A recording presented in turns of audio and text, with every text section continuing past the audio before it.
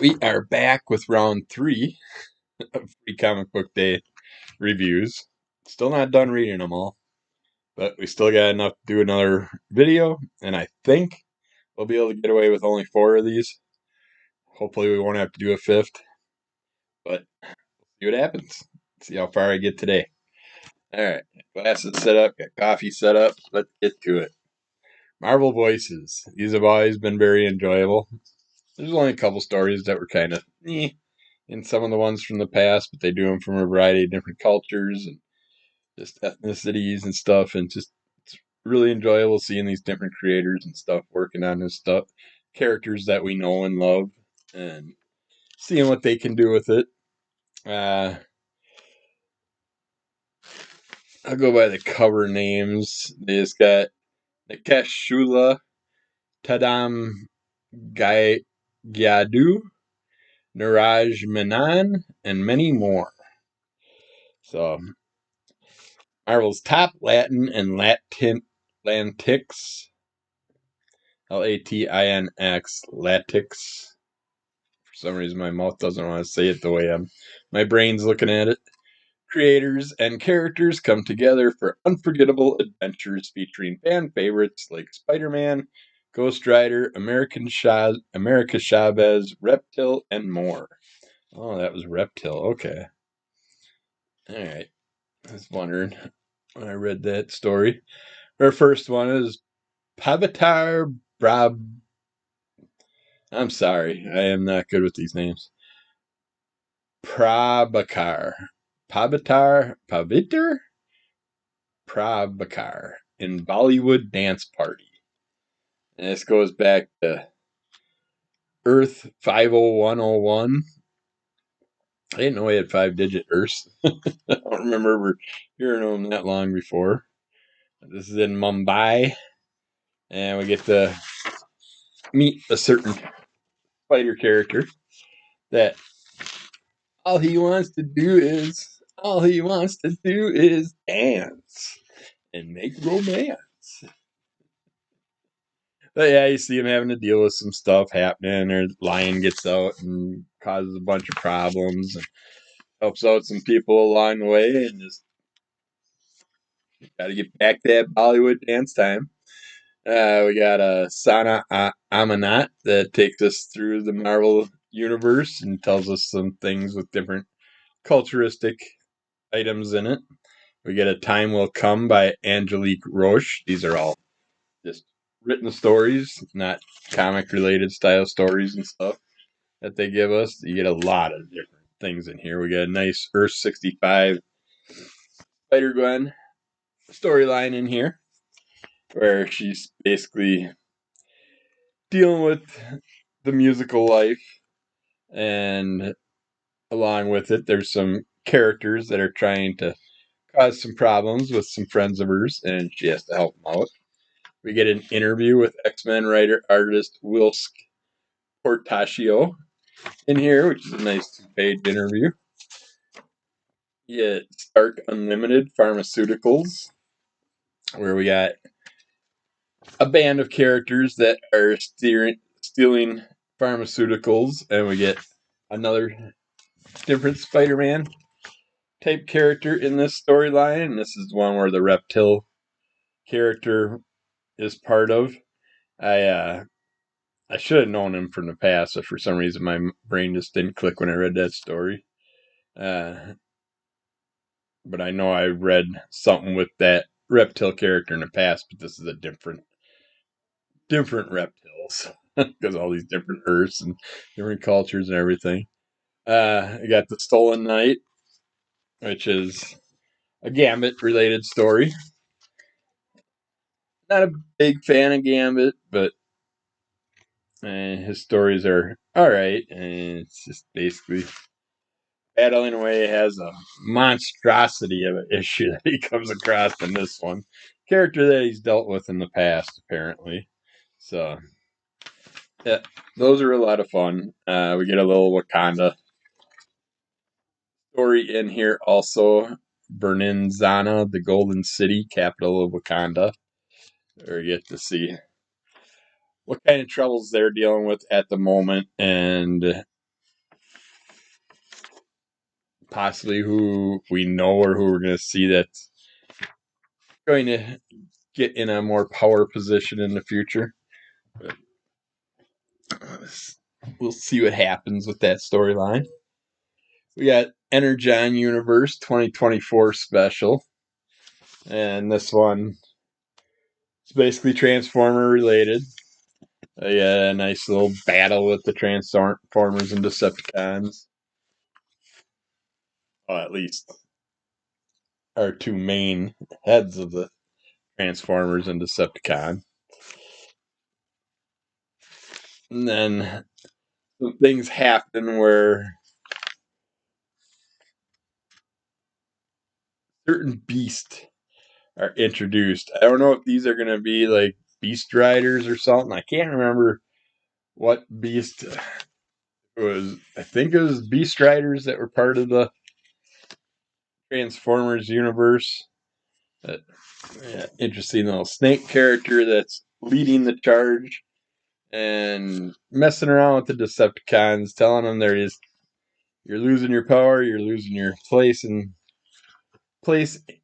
your place in your position.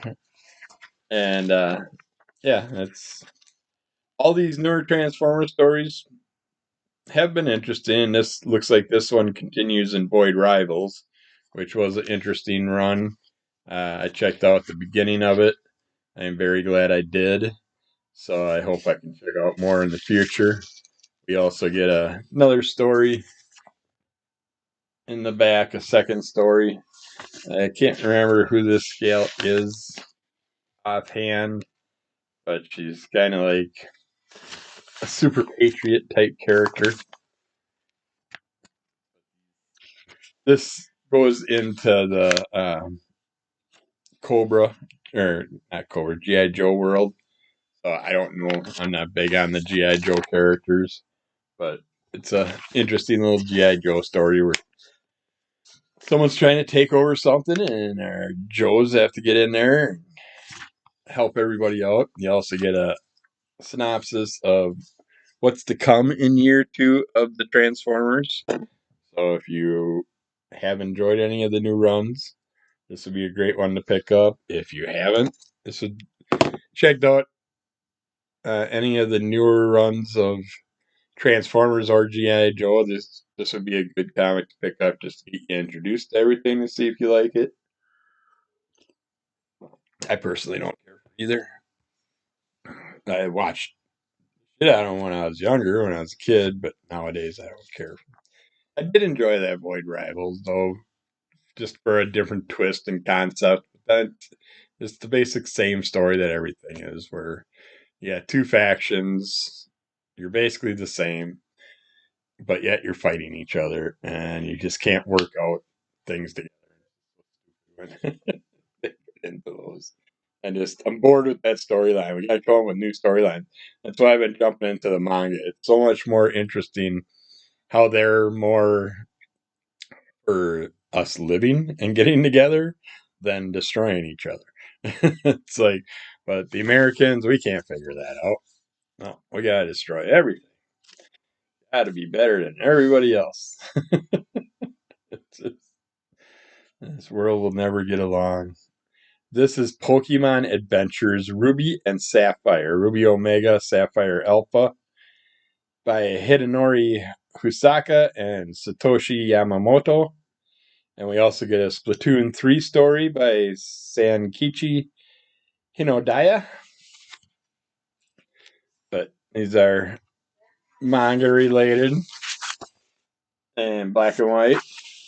Enjoyable. All the Pokemon ones have been enjoyable that I have checked out, but I'm not a Pokemon. That was way beyond my. I was Magic the Gathering. I was not into Pokemon stuff. And yeah, you get a nice little battle. We get some interesting little Pikachus in this story. We get to find out more about. And it's just a couple characters practicing, doing their battling thing, and doing the whole Pokemon stuff. Then our Splatoon 3 story gets into our characters and the weaponry for Splatoon. They kind of like came to this planet and they're learning about it, and then they have to get into the Splatoon style battle where you got to try and colorize more stuff than anybody else, paint more stuff than anybody else, and one that paints the most wins, according to the video game. But yeah, we'll sit there, and those are usually enjoyable. Haven't. It's like the Splatoon, the Fart Night, and all those type of battle game, video game parodies. They're not super great stories, but they have plenty to offer. If you're into those games, you'll enjoy them, I'm sure. And the mini comic that they had this year was The Loud House. This one gives you a lot of bang for your buck, a lot of storyline in this.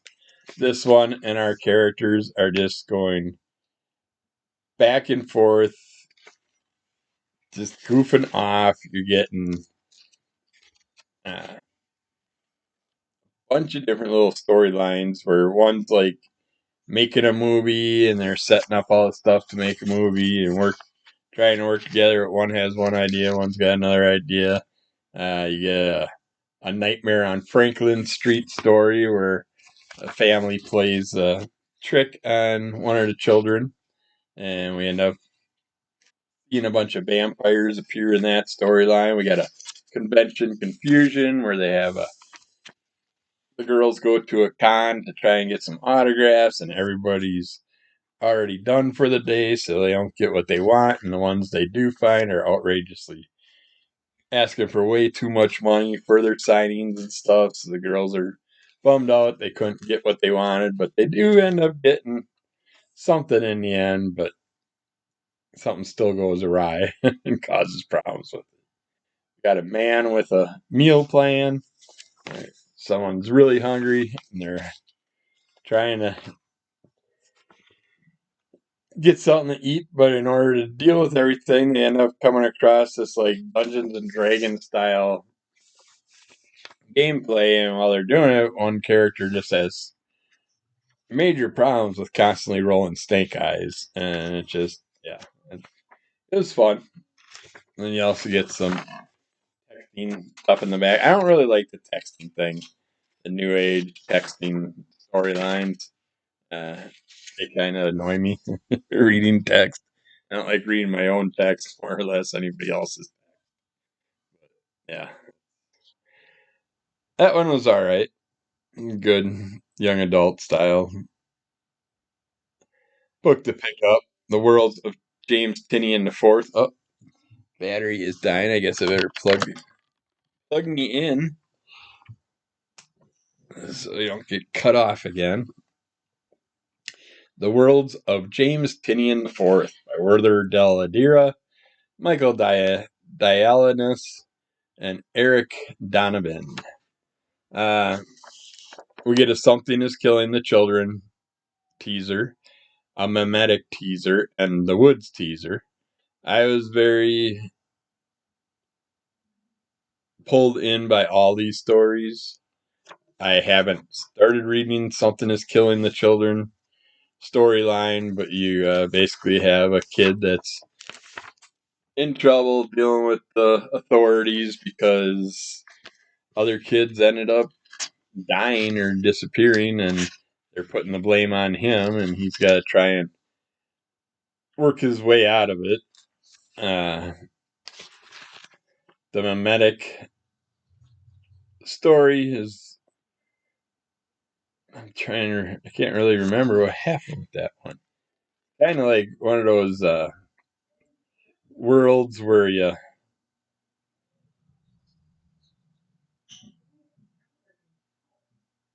it's like kind of like there's an alternate dimension or something that's pulling people into another dimension, and we get this very funky. I mean, I suppose it's not really on the cover, so I don't want to give it away, but we get a certain hypnotic style symbolization in this story, and you get to find out why people are having all these problems with it and what's causing all the thing. Uh, the last story takes us to Milwaukee, Wisconsin, where some people are vanishing, some things are going on. A reporter lady's trying to figure it out. There's a whole historical look back at never kind of hints towards the time that we've dealt with some issues along the way, but it takes us into again a weird world that they go to. I mean, we got some really funky creatures that end up appearing, and it's just girl with special powers, a woods that has some, I don't know, it's not really demonic, I guess. It's like just some really strange happenings in the woods, and this girl that has these special powers to do things. Definitely has some interesting aspects to it, but not sure if I'd really get into all those storylines, but I'm sure I will pick up stuff from them in the future. We got Hellboy and Stranger's Things teaser in here. Hellboy is done, of course, by Mike Mignola, Mark Laszlo, Dave Stewart, and Clem Robbins. And the Stranger Things one's done by Derek Friedolfs and Jonathan Case.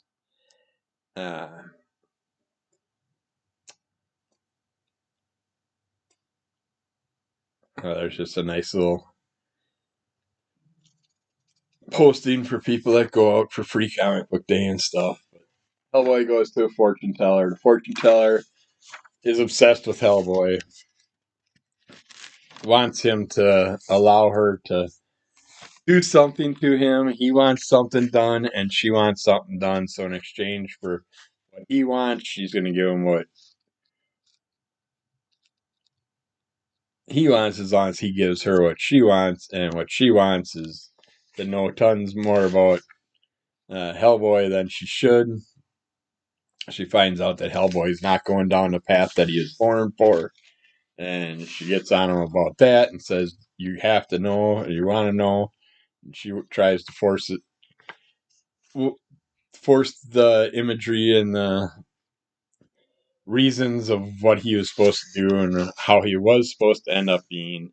And because that's something interesting happened in the fortune teller environment. But yeah, it looks like a interesting storyline for Hellboy again. Then we get a guys on a pizza run.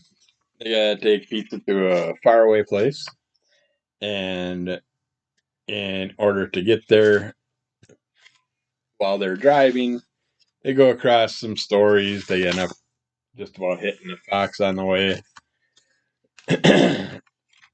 while they're driving. They do some flashback stories to their childhood, where one kid happened to see some ghosts or some creatures, and he wants to know if the other kid ever had something like that in the past. And they're swapping stories about things like that. And then when they get to their destination, where they gotta deliver the pizza, some interesting things happen. You can just imagine with the Stranger Things and the upside down world and all that stuff, how that crosses over into it. Both were good, enjoyable stories. I'd definitely check out both of them. We got Unicorn Crush, another Phoebe and her unicorn adventure. It's a lot more than just one adventure. This is for the kids. If you like unicorns and stuff, this is one you definitely want to pick up because it just has a ton of story. And it's basically a one giant story, a couple aspects of it, but a couple different views of it. But it could also be like a lot of Sunday comic panel shorts and stuff like that, the way they have these laid out. But Phoebe Howell is a 10-year-old girl whose entire life changes when she skips a rock across the pond and accidentally hits a unicorn named Marigold Heavenly Nostrils. I don't think the unicorn said that anywhere in here, that complete name, because I would think I would have remembered that. The rock snaps the unicorn out of the trance of staring at her reflection. To thank her, Marigold grants Phoebe a wish. She decides to spend on making the unicorn her best friend. When Phoebe later allows Marigold to be free of the binding property of her wish, they decide they want to be friends anyways, and go on to have a series of marvelous adventures and enchanting explorations chronicled in the daily comics. That's how it lays out so nicely, looking like a Sunday comic panels and stuff like that. You can totally get that feel where you're getting this each day and you're just getting a little piece here, a little piece there, and then they put it all together. Um, but yeah, it's great for young adults and kids if they're into unicorns and stuff. There's some fun little things in here with the stories. I actually enjoyed some of them. It was interesting what she does and the unicorn does. I like when gives the unicorn a hard time about her tall neck, and then the unicorn gets her neck and has no neck and looks all goofy and stuff. I can't find that panel, but yeah. And then it takes us back to a different kind of version of the story that we already had. We get a different drawing aspect of it and stuff, and you get to see a different look to it. The one might have been like the original digital stories, and then one might have been a reprinting of those stories. I'm not sure, but yeah, there's a lot of material in this one for the kids. If they are only picking up a few comics and they like unicorns, I'm sure they'd like that. This one I'm glad I checked out before I spent money on certain things, but we got See the Exciting Beginnings of the Valiants. And we also get a Ninjak versus Roku teaser in here. And with the Valiant story, it's interesting seeing our characters, where they're at. Uh, we get a list of the Valiant characters. This is done by Ryan Caddy. L. Biran, Brianuvo and Nobi for colors. Letters by Ezekiel Inverni. But we do get where all our, well, not all our characters, but a good variety of the Valiant characters, where they are, who's missing in action, who's been killed in action, all that stuff. And they go through a thing to bring Ninjak back to life after all this. And for a second, I thought that was a goofy new Bloodsport type character, but that's just a robot Jack ends up dealing with when he comes out of being revived. I guess it's not like he came out of cryo or anything like that, but it didn't really give us much about all the Valiants, so it's like, and we do get The Void by AJ Ampadu, Emiliano Correa, Yasmin Govani, and Lisa Hawkins, where this one takes us deeper with Ninjak going off on a mission that ends up taking him to find Roku, who just so happens to be someone from his past that used to be a blonde and now she's a redhead. But it's what I expected. It's basically Ninjak versus Medusa from the Externals or whatever. Not Externals, the Inhumans. And it's kind of funny because I don't know if I can figure it out here now, but when I read it, nope, not going to see what I'm trying to remember, but there was another Inhuman style reference in this story or the first story. And So it's like, are you just stealing? I hate when people steal characterization, just make their B style characters of something that's already been out there. I never cared for the Inhumans to start with, so you throw this Medusa style chick in there with her specialized hair and doing all her fancy little hair moves and all that stuff. It's like not what I want to read. So a certain friend that friend of the show that's been checking out our stuff mentioned that Ninjak can go either way. Mr. Riggs, Mr. Rigmortis 86, uh, says there's good and bad Ninjak, and I was looking forward to it after reading this run I reviewed not long back. It was like 14 issues, 15 issues. And that one I didn't mind, but now because of that one, I was gonna do the Ninjak versus Roku. I hope I didn't pre-order it. Can't remember. I had it in my cart for the longest time, but when I finally placed the order, I think I pulled it. I really hope I did, because yeah, that's gonna be a bad Ninjak story in my opinion. Oh well, who knows? It could end up being really good. Then we got Cursedverse from American Mythology. Again, this is another example of a company stealing ideas from other companies and just making characters based off those type of characters. I do like the Tomm robot storyline. That robot character I'd like to know more about. We didn't get enough of him in here. We get more focus on the girl that works with the robot, and I would have loved to have seen more of that story. Bombshell and Tom. Bombshell, I could have swore I read stuff of hers in the past, but robot, he seems fun. But again, that's your basic girl and robot crossover team up type thing. We got how many of those now? All the way back from Penny Parker, the girl with the robotic spider. We got just had one that I just reviewed with a teenage girl and a robot that sounded.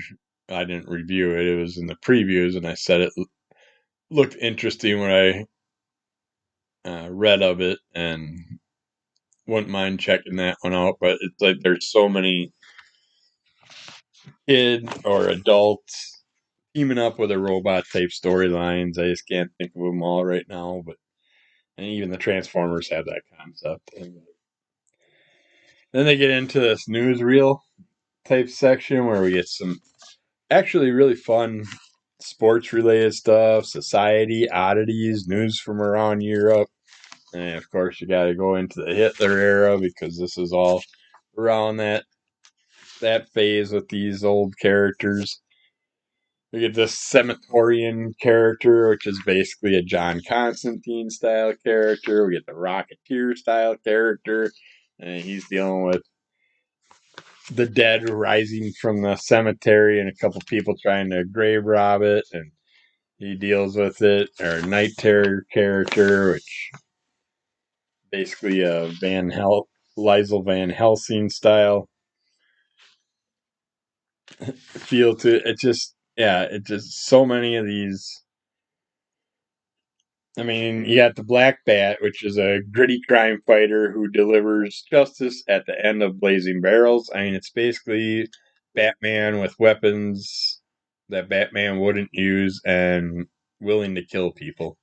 Rocket Man, a space age aerial ace delivering two fisted justice, which basically they called him Rocket Man, and it's basically like copying Rocket Man. So you got Domino Lady, which we already have a Domino, a mysterious detective that solves the crime and saves the day, and Madame Strange, part assassin and part mystic.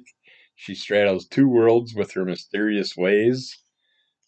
And interesting characters, but not interesting enough to me. It's basically the characters I know. I mean, Madam Strange has a very familiar face and feel to her. And Rocket Man is so much like the Rocketeer and our Bat character. And it's like, I mean, I don't know. I don't even have to say their names. You can look at those pictures and decide for yourself. But they really have that feel to me. It's like there's so much more stuff you can come up with, people. It's way better. We got this Barda featuring a preview of the young adult graphic novel starring DC's fiercest warrior. Uh, Go- Gozi Yukazu worked on this, I guess, or I'm not sure who that name is for. We got that's Static, and that's not part of our storyline. It's got the writing in ours. Yeah, I don't know. I guess that's who did it. Gozi Yukazu. But Bart is basically being trained. He works with some people. They went on missions. They're getting praised for what they did. They're dealing with Apocalypse and, of course, Dark Seeds, a big part of their clan. And these these kids are battling for their, I guess, Apocalypse attention, but they're praising Darkseid all the time. This little old lady's like takes the Barda and gives her some prizes for what she's done, where she's leveled up. She gets a special weapon. She gets a special task. She gets to go to a special realm where there's possible escape. I don't know what's going to happen with that. I don't know if the old lady's trying to get her to escape or what. But we get some history of our Barda being abused by the old lady in the past and how they trained these kids. Yeah, it was interesting. And then but not nothing I'd read again. Not for me at least. We got this Bad Dream, a dreamer story, which is basically like a little acid trip going into the dream world, done by Nicole Maines, Rye Hickman, Bex Glendenning, Rusty Glad, and Sarah Miller. But yeah, it's like you look at this dream world and you're just basically seeing her dreams in this upside down world and then her coming back to her waking up. Don't really get much information of it. Her name is Naya Niles. Her origin story continues in the young adult graphic novel Bad Dream, a Dreamer Story. So it's like she's being attacked in her dreams by who knows what, but there's all kinds of creatures and stuff in there. I'm going to finish this off with this one, and then we'll save the rest for hopefully a final one. We got Disney Encanto. Not really my cup of tea. The New Adventures of Disney Encanto. It was an interesting story. It's basically a story about a kid that's being bullied. His brother's not too happy about it. His brother's a shapeshifter-like character. Changes into this little badass, and he scares off the bully, and then everybody else in town wants to meet this guy, and then they end up finding out other things about him. They just nobody's ever heard of him. Well, he lives in a cave and he battles monsters and all this stuff. They have fun with the story. It was cute, but yeah, good for kids, young adult would enjoy these. And you got the New Adventures of Turning Red, where we have this girl with the red hair. Her mom's trying to change her back to dark hair, and anytime she gets aggressive, she turns into this red panda, or gets excited, or wants to do certain things. She can control it pretty good by herself, the way it sounds, but when she gets emotional and stuff. It seems to come out also a lot. And then her mom just keeps trying to change her hair, and she's unable to, and then she just gives up on that, and the panda takes over. It has its interesting moments. The characters definitely kind of fun, but yeah, you get to see what happens with that, and you get to meet the little red panda character. So that would be a good one for the kiddies. There are a few good ones in that stack for the kids, and then young adults. Nothing suicidal. That's it for today. Rate, review, subscribe, tell a friend, help us get some likes. Keep checking out Under the Color of MS. Check out our Instagram if you want to see some other stuff. I haven't posted a lot on Instagram yet, but I'm trying to get my butt back to getting some things posted on there. Time is getting away from me. I'm just not getting as much done as I wanted to. So do that. Check out Crimson Cull Comic Chub. Crimson Cull. Crimson Cull Comic Club. And I will get back with more of these videos sometime soon. Hopefully only one more round of the free comic book days, and then we'll get back to some other stuff. All right. Bye.